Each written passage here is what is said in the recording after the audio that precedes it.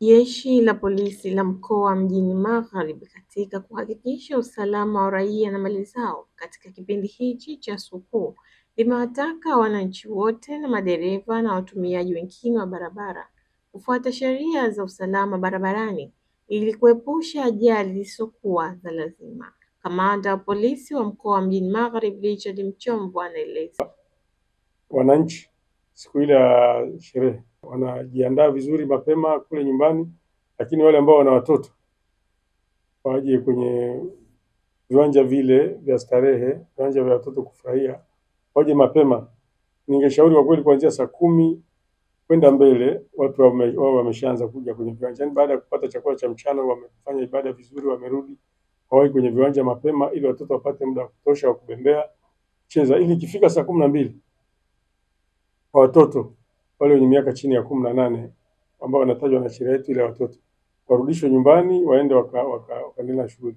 Watu wengine wanaweza wakaendelea mpaka saa 4 usiku. Kwa kweli ikifika saa 4 usiku kwa kawaida watu wanafahamu viwanja vile vinafungwa. Kwa hiyo nilikuwa nataka niseme hilo kwamba sherehe hizi ni kubwa, zitahusisha watu wengi. Kwa hiyo watoto wakiletwa mapema watacheza vizuri mapema, watarudi. Lakini jambo lingine ni wale watoto sasa wakija wasije wenyewe. Watoto waletwe kwa kusindikizwa, waje na watu wazima ili wawasaidie watoto kule kwenye viwanja washerehekee vizuri.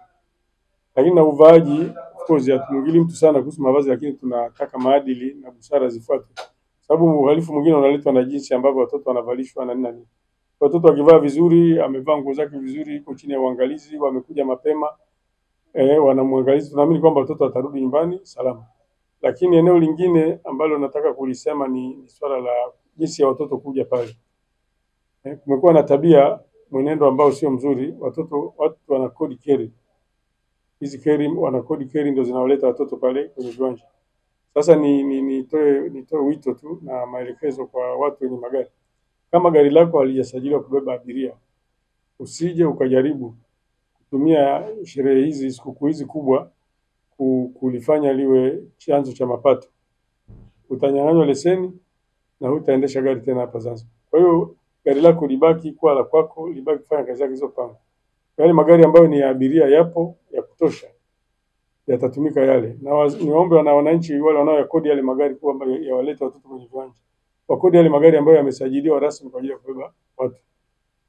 Hiyo ni muhimu kwa sababu swala la kupakia magari kuna mambo mengi yanaweza kujitokeza, ajali na vitu vingine ambavyo sasa kama ile halijasajiliwa inakuwa shida. Au kipanda kwenye kile keri alafu kipata shida kwa sababu hakijatengenezwa vizuri, madhara yanakuwa makubwa zaidi. Lakini jambo lingine ambalo nataka kuhakikisha wananchi ni kwamba viwanja viko vingi. Mnajua viwanja vikubwa, tuna hivi vikubwa hapa Kariakoo na Mnazi Mmoja, na viwanja kule kwenye viwanja vile vya 8 kule ni viwanja ambavyo vinatumika Meli Sita kule. Viko viwanja vingi ambavyo viko katika sheria zetu maeneo mbalimbali. Sasa tuangalie viwanja vile ambavyo wewe kwenda ni rahisi.